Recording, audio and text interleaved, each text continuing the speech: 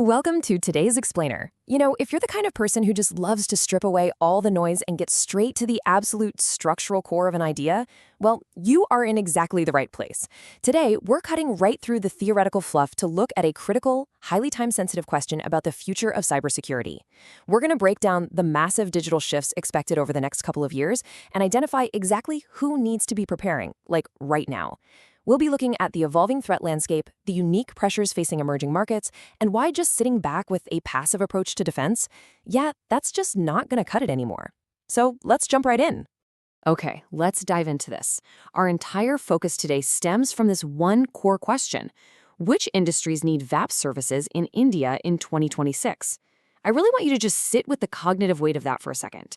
Because this isn't just some hypothetical thought experiment, right? It's a strategic forecast. It literally forces us to look past the immediate fires we're putting out today and anticipate the massive shifts looming right on the horizon. By isolating a specific action, a distinct geography, and a really strict timeline, this prompt challenges us to figure out exactly who is going to be standing directly in the path of the next wave of cyber threats. It demands that we transition from reacting to the present day to actively preparing for the near future. Now, what's really interesting about this slide is how we deconstruct the first core component of our question, the acronym itself, VAPT. Before we get into the who, let's establish exactly what we're talking about here. VAPT stands for Vulnerability Assessment and Penetration Testing. These are two distinct but completely interconnected engines of cyber defense. Think of vulnerability assessment as the meticulous scanning part of your environment. It's like walking around and checking for open windows and unlocked doors across your digital infrastructure. Penetration testing, on the other hand, is the active, simulated attack. It's the ethical hacker actually trying to see if they can crawl through that open window they just found. The focus here isn't just basic security checklist stuff. It's about deploying comprehensive, aggressive, stress-tested defense mechanisms. And that brings us to the geography. India. We aren't looking at this in some generalized global vacuum. We have to factor in India as a massive, rapidly evolving digital stage. Think about the unique market dynamics at play here. Explosive enterprise growth, super aggressive national digitization pushes, and just unprecedented volumes of newly generated data.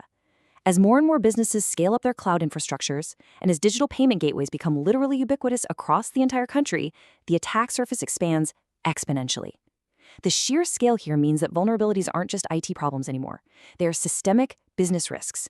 And that context absolutely demands that we consider exactly how active defense applies to such a dynamic, high-stakes environment. And this brilliantly illustrates the urgency behind our timeline, 2026.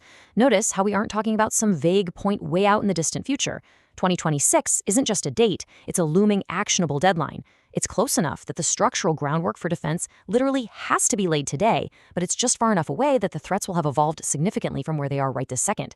By specifying 2026, we are looking at a countdown clock. It transforms a theoretical conversation about better security into an urgent strategic imperative, something organizations absolutely need to be budgeting and planning for in this current fiscal cycle. So the crucial point is the ultimate target. Which industries actually need this?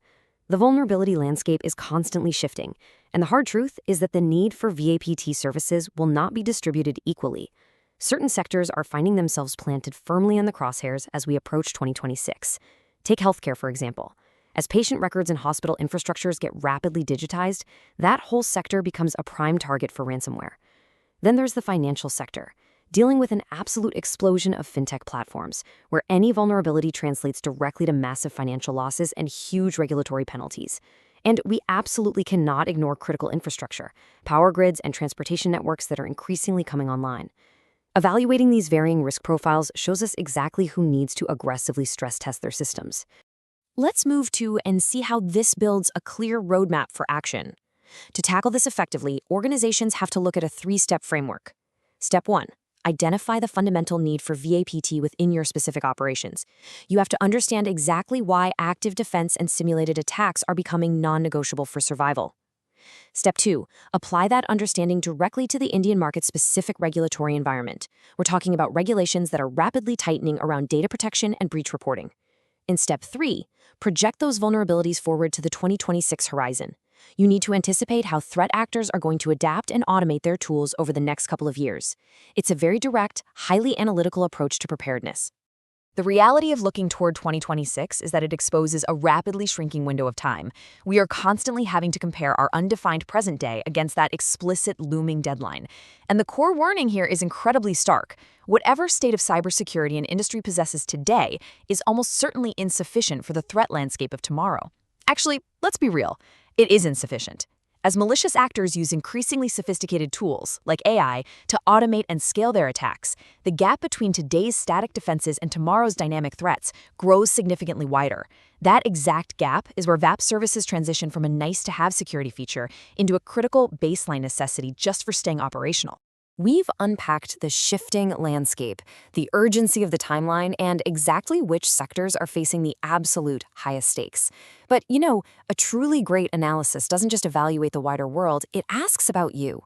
So as we wrap up this explainer, I want to turn this source inquiry directly toward your organization. How is your industry preparing for 2026? Are you merely assessing your vulnerabilities on a piece of paper, or are you actively stress testing them against real-world attack simulations? Are you viewing 2026 as just a distant date on the calendar, or as a rapidly approaching deadline? I hope this dive into the VAPT landscape has provided you with some actionable insights and leaves you thinking critically about your own readiness for the future. Keep asking those tough questions, and I'll see you in the next explainer.